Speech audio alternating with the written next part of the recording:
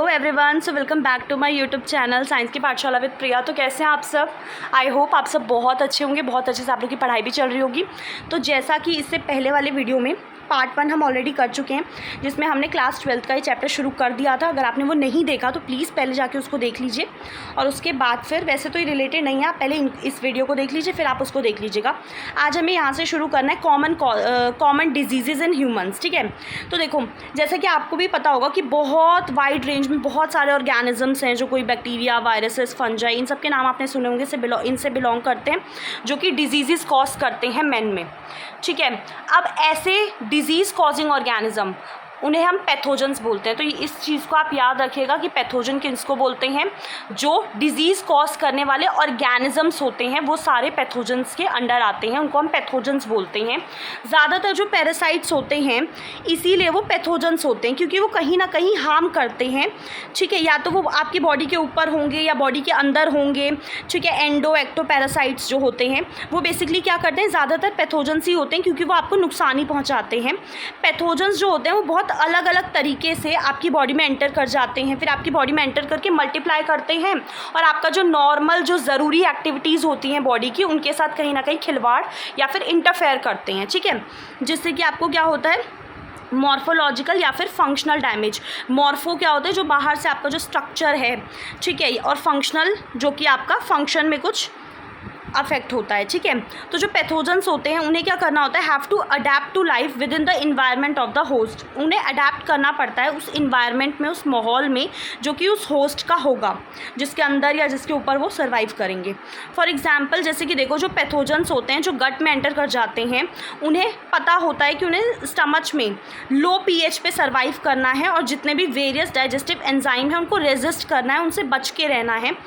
कुछ representative members हैं अलग अलग ग्रुप्स ऑफ पैथोजेनिक ऑर्गेनिज्म, उनको हम यहाँ पे डिस्कस करेंगे along with the diseases cause by them, और बाकी हम उसमें देखेंगे कि कैसे हम उससे बच सकते हैं, क्या क्या चीज़ें हम कर सकते हैं, वो हम देखेंगे। तो सबसे पहले आज हम शुरू करेंगे टाइफाइड, जो कि आप में से बहुत लोगों को हुआ होगा। ठीक है, वैसे चलिए अब इसका देख लेते हैं कि कैसे होता है, क्या क्या इसके कैसे बच सकते हैं। सबसे पहले सल्मोनेला टाइफी, इसको अच्छे से याद रखिएगा क्योंकि ये आपसे पूछा जा सकता है। दूसरी चीज़ ये याद रखिएगा कि सल्मोनेला टाइफी जो है ये एक बैक्टीरिया है। तो अगर आपसे पूछा जाए कि टाइफाइड जो है वो बैक्टीरिया के द्वारा कॉज किया जाता है या वायरल है, तो आप ध्यान रखिएगा कि ये आपका बैक्टीरिया के द्वारा कॉज किया जाता है, जिसका नाम है सल्मोनेला टाइफी, और ये टाइफाइड फीवर ह्यूमन बींग्स में कॉज करता है। ये जो पैथोजन होता है ये आपके स्मॉल इंटेस्टाइन में एंटर कर जाता है, खाने के थ्रू, पीने के थ्रू। ठीक है, जो कि मतलब कंटैमिनेट, अगर आप कंटैमिनेटेड खाना खाएंगे जिसमें वो ऑलरेडी मौजूद है, तो वो आपकी बॉडी में एंटर कर जाएगा, आपके स्मॉल इंटेस्टाइन में एंटर कर जाएगा, वहाँ से वो ब्लड के थ्रू अलग अलग ऑर्गन में चला जाएगा। और इसमें होता क्या है ना, बहुत लंबे समय से सस्टेन्ड हाई फीवर, मतलब 39 से 40 डिग्री सेल्सियस तक फीवर आपको बना हुआ है, वीकनेस है, आपको स्टमच में पेन हो रहा है, कॉन्स्टिपेशन होता है, कब्ज की दिक्कत। ठीक है, तो कॉन्स्टिपेशन हो गया, या फिर आपके सर में दर्द है, भूख नहीं लग रही, ये कुछ कॉमन कॉजेज़ हैं डिजीज़ के। ठीक है, और इंटेस्टिनल परफोरेशन का क्या मतलब होता है कि अगर आपके इंटेस्टाइन में है तो वो वहाँ पे क्या करेगा, सूजन वगैरह, जो अल्कर्स वगैरह बन जाते हैं, जैसे आपके, और डेथ हो सकती है, बहुत ज़्यादा सीवियर केस में डेथ हो सकती है। अब टाइफाइड फीवर जो है इसको हम कैसे कंफर्म कर सकते हैं? कुछ टेस्ट होते हैं जो डॉक्टर आपको रिकमेंड करता होगा कि टेस्ट करा लीजिए, इससे फिर पता चलेगा कि है मतलब टाइफाइड है या क्या है। तो वाइडल टेस्ट, इसको याद रखिएगा, ये पेपर में पूछा जाता है कि वाइडल टेस्ट जो है या फिर टाइफाइड जो फीवर है उसको कन्फर्म करने के लिए कौन सा टेस्ट किया जाता है, तो वो वाइडल टेस्ट है। ठीक है, अ क्लासिक केस, एक मेडिसिन में एक केस आया था जो कि मैरी मेलोन का था, जिनको निकनेम, मतलब उनको एक नाम दिया गया था टाइफाइड मैरी। ठीक है, यहाँ पे उनको मेंशन करना वर्थ इट है। वो एक कुक थी प्रोफेशन से, जो मैरी मेलोन थी वो एक कुक थी, खाना बनाती थी, और टाइफाइड की कैरियर थी, मतलब उनको टाइफाइड हो गया था और वो बहुत लंबे समय तक उसको खाना जो बना के लोगों को खिला रही थी, उसको वो फैला भी रही थी उसको। ठीक है, अब हम बात करते हैं दूसरा, निमोनिया। अब इसमें बैक्टीरिया है आपका Streptococcus pneumoniae and Haemophilus influenza. ये रिस्पॉन्सिबल होता है कौन से डिजीज़ के लिए? निमोनिया के लिए ह्यूमंस में। और निमोनिया में होता क्या है? बेसिकली आपकी जो एल्वियोली है, दैट इज़ जो एयर फिल्ड सैक्स हैं लंग्स में, वो बेसिकली आपके क्या होते हैं? इसमें इन्फेक्ट होते हैं। अब as a result of this infection जो एल्वियोली है वो उसमें फ्लूइड भर जाता है, जिसकी वजह से सांस लेने में या रेस्पिरेशन की बहुत सारी प्रॉब्लम होने लगती है। सिम्टम्स क्या होते हैं? फीवर होगा, ठंड लग रही है, बहुत ज़्यादा कफ है, हेडेक है, और सीवियर केसेस में तो आपके जो लिप्स होंगे और जो फिंगर की जो नेल्स होगी वो ग्रे से ब्लू हो गई होगी। ठीक है, और ऐसा क्यों होता है? क्योंकि ऑक्सीजन नहीं पहुंच पा रहा है। ठीक है, एक हेल्दी पर्सन को ये इन्फेक्शन ड्रॉपलेट्स या फिर जो एरोसॉल्स होते हैं, जो किसी ने छींक दिया, किसी ने इन्फेक्टेड पर्सन ने कुछ कर वो किया, तो उसके जो ड्रॉपलेट्स वगैरह हैं, अगर आप सांस लेंगे तो आपके भी अंदर जाएंगे, तो वैसे ही फैल सकता है। शेयरिंग, अगर आप शेयर कर रहे हैं कुछ यूटेंसिल्स वगैरह उस इन्फेक्टेड पर्सन के साथ। अब वैसे ही हमने 2 डिजीज़ेस देखे जो बैक्टीरियल हैं। एक तो सबसे पहले हमने कौन सा देखा? जो कि आपका कौन था? टाइफाइड वाला, और एक निमोनिया वाला। अब जैसे डायसेंट्री, प्लेग, डिप्थीरिया, ये सब भी कुछ हैं बैक्टीरियल डिजीज़ेस हैं। ठीक है, अब आते हैं वायरस वाले पे। वायरस भी डिजीज़ कॉज करता है ह्यूमन बींग्स में। अब जैसे राइनो वायरस होता है, जो कि एक ऐसा ग्रुप ऑफ वायरसेस है, ठीक है, जो कि आपके which cause one of the most infectious, जो आप कॉमन कोल्ड जो होता है हमें, वो राइनो वायरसेस के द्वारा ही किया जाता है। इसमें बेसिकली आपकी नोज़ इन्फेक्ट होती है, रेस्पिरेटरी पैसेज इन्फेक्ट होता है, लेकिन इसमें लंग्स इन्फेक्ट नहीं होता। तो इस चीज़ को याद रखिएगा कि आपकी नोज़ जैसे बहुत ज़्यादा नोज़ बिल्कुल कंजेस्टेड है, और पूरा जो ये ट्रैक्ट होता है ना पैसेज रेस्पिरेटरी, वो आपका इन्फेक्ट होता है उसमें। और जो कॉमन कोल्ड है उसमें बेसिकली नाक जो है बंद हो जाती है, या तो बहुत ज़्यादा ही बहने लगती है या तो बंद ही हो जाती है। और गला जो है सूजन है या सोर थ्रोट होता है कि अंदर से बिल्कुल खसखस हो जाता है, आवाज़ भी बिल्कुल वैसी हो जाती है, कफ हो जाता है, हेडेक है, टायर्ड है। ठीक है, ये बेसिकली 3 से 7 दिन तक रहता है। और जो ड्रॉपलेट्स होते हैं रिजल्टिंग फ्रॉम कफ, या जो इन्फेक्टेड पर्सन अगर स्नीज़ वगैरह कर रहा है उसके साथ जो लोग बैठे हैं उनको भी हो जाता है। पेन, कॉपी, बुक शेयर वेयर कर रहे हैं तो उससे भी फैल जाता है। ठीक है, अब इसमें क्या है कि कुछ ह्यूमन डिजीज़ेज़ हैं are cause by protozoans too, जिसमें कि आपने मलेरिया के बारे में सुना होगा। ठीक है, ये जो है इससे disease man has been fighting since many year, बहुत सालों से हम लोग इससे लड़ रहे हैं। प्लाज्मोडियम नाम का एक छोटा सा प्रोटोजोन होता है जो इस बीमारी के लिए रिस्पॉन्सिबल होता है, और इसी प्लाज्मोडियम की अलग अलग स्पीशीज़ होती हैं। जैसे प्लाज्मोडियम वाइवेक्स हो गया, मलेरिया हो गया, फैल्सीपेरम हो गया, ये अलग अलग इसकी स्पीशीज़ हैं। एक चीज़ ध्यान रखिएगा, are responsible for different types of malaria. Malignant malaria जो है, मतलब बहुत घातक होता है कि बच पाना मुश्किल है, वो आपका प्लाज्मोडियम फैल्सीपेरम जो है, जो बहुत ज़्यादा सीरियस वाला है और यहाँ तक कि जानलेवा भी हो सकता है, जो प्लाज्मोडियम फैल्सीपेरम है।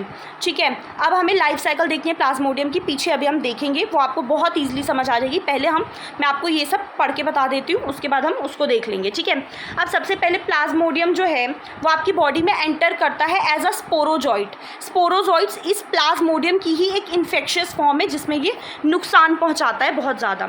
तो ये ह्यूमन बॉडी में एंटर करता कैसे? जैसे ही एक ऐसी फीमेल एनोफिलिस मॉस्किटो जो कि इन्फेक्टेड है, ठीक है, जिसमें वो ऑलरेडी प्लाज्मोडियम मौजूद है, तो अगर उसने आपको बाइट कर लिया, उसने आपको काटा, तो उसके मुंह में या सलेवरी ग्लैंड्स में जो ये स्पोरोजॉइट थे वो आपकी बॉडी में एंटर कर जाते हैं। जो पैरासाइट है ये, वो इनिशियली स्टार्टिंग में तो मल्टीप्लाई करता है लीवर सेल्स के अंदर, उसके बाद आपके रेड ब्लड सेल को अफेक्ट करता है, और रेड ब्लड सेल्स को अफेक्ट करता है और उनको फाड़ देता है, रप्चर कर देता है। और इसी की वजह से जब रप्चर होते हैं, आरबीसी जब फटते हैं, तो उनसे एक टॉक्सिक सब्सटेंस निकलता है जिसको बोलते हैं हीमोजोइन। इस टर्म को अपने एकदम ज़ुबान पे रखिएगा कि अगर मलेरिया से आपको क्वेश्चन आए या मलेरिया का कुछ है तो ध्यान रखिएगा, जब आरबीसी रप्चर होते हैं तो एक टॉक्सिक सब्सटेंस निकलता है जिसको हीमोजोइन बोलते हैं, जो कि चिल्स के लिए रिस्पॉन्सिबल होता है, या जो बार बार हाई फीवर आ रहा होता है, हर 3-4 दिन में आने लगता है। तो जो फीमेल एनोफिलिस मॉस्किटो है बाइट्स एन इन्फेक्टेड पर्सन, फिर उसने किसी इन्फेक्टेड पर्सन को बाइट कर लिया जो ऑलरेडी इन्फेक्टेड था, तो ये पैरासाइट वापस से मॉस्किटो के बॉडी में एंटर कर जाते हैं और अपनी फर्दर डेवलपमेंट करते हैं। मतलब ना, इन्हें 2 होस्ट चाहिए, एक तो ह्यूमंस और एक मॉस्किटो जो है। ठीक है, तो ध्यान रखिएगा, ये जो पैरासाइट है enter the humans the parasite enter the mosquitoes body and undergo further development. ठीक है। ये जो पैरासाइट हैं ये मल्टीप्लाई करते हैं और स्पोरोजॉइड्स बनाते हैं, और ये स्पोरोजॉइड्स जाके सलेवरी ग्लैंड्स में, ये मॉस्किटो के सलेवरी ग्लैंड्स में ये स्पोरोजॉइड्स स्टोर होते हैं। ठीक है। और जब जैसे ही मॉस्किटो ने किसी ह्यूमन को बाइट किया तो स्पोरोजॉइड्स उसके अंदर चले जाएंगे बॉडी में, जैसा ऊपर अभी बताया था वही चीज़ बता रहे हैं। और it is interesting to note that कि ये लाइन भी याद रखिएगा कि मलेरियल पैरासाइट को 2 होस्ट चाहिए होते हैं। ठीक है। जो ये पैरासाइट आपने देखा, जो ये प्लाज्मोडियम है, इसको 2 होस्ट चाहिए, एक तो ह्यूमन और एक मॉस्किटो, और इसे अपनी लाइफ साइकिल को पूरा करने के लिए 2 होस्ट चाहिए। और इसमें जो ये फीमेल एनोफिलिस मॉस्किटो है ये वेक्टर का काम भी करती है, इसको फैलाने का, ट्रांसमिट करने का भी काम ये करती है। ठीक है। अब एक बार मैं आपको जल्दी से ये देख लेते हैं, फिर आज का टॉपिक ख़त्म करेंगे। सबसे पहला स्टेप क्या है, या पहला स्टेप, ये देखो, सबसे पहले जब मॉस्किटो ने बाइट किया किसी दूसरे ह्यूमन को, ये ऑलरेडी इन्फेक्टेड जो था वो इसमें है वो, ठीक है, ये इन्फेक्टेड है, तो इसने जब किसी दूसरे ह्यूमन को बाइट किया तो वो स्पोरोजॉइड्स उस बाइट के थ्रू उसके बॉडी में एंटर हो गए। ठीक है। दूसरी चीज़, अब जो ये पैरासाइट्स हैं या जो ये स्पोरोजॉइड्स हैं, जो एक प्लाज्मोडियम की ही इन्फेक्शियस फॉर्म है, ये लीवर तक चले जाते हैं ब्लड के थ्रू।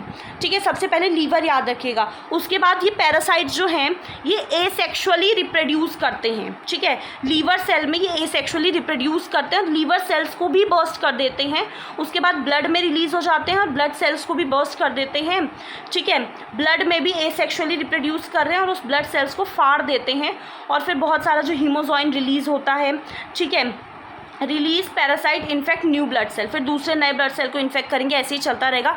उसके बाद इनकी सेक्सुअल स्टेज आती है जो गैमेटोसाइट्स है, जिसमें ये develop in red blood cells, जिसमें कि ये रेड ब्लड सेल्स में डेवलप हो रहे हैं मेल और फीमेल, फीमेल और मेल। उसके बाद जो गैमेटोसाइट्स, जो गैमीट्स बनेंगे, फिर जैसे ही गैमीट्स बने, फिर जब ये फीमेल मॉस्किटो आएगी उन गैमेटोसाइट्स को ब्लड मील के साथ ले लेगी, मतलब जैसे ही उसी इन्फेक्टेड, उसके अंदर अभी ये सारा काम ह्यूमन होस्ट में हो रहा है, तो अब उस ह्यूमन होस्ट के अंदर ये सारा काम हो गया, तो अब उसी इन्फेक्टेड पर्सन को फिर कोई मॉस्किटो आके काटेगा तो वो जो गैमेटोसाइट्स हैं, जो गैमीट्स बने हुए हैं, वो क्या होंगे, वो मील के साथ साथ, ब्लड मील के साथ साथ उस फीमेल मॉस्किटो के अंदर चले जाएंगे।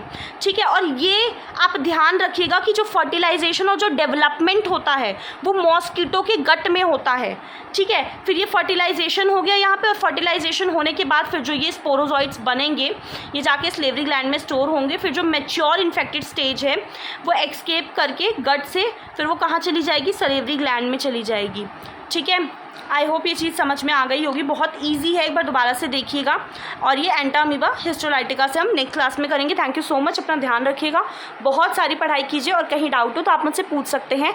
और चैनल पे नए हैं तो बहुत सारी वीडियोज़ हैं, आप एक्सप्लोर कर सकते हैं, और जो भी कमी लगे आप मुझे बता सकते हैं। थैंक यू सो मच, अपना ध्यान रखिएगा।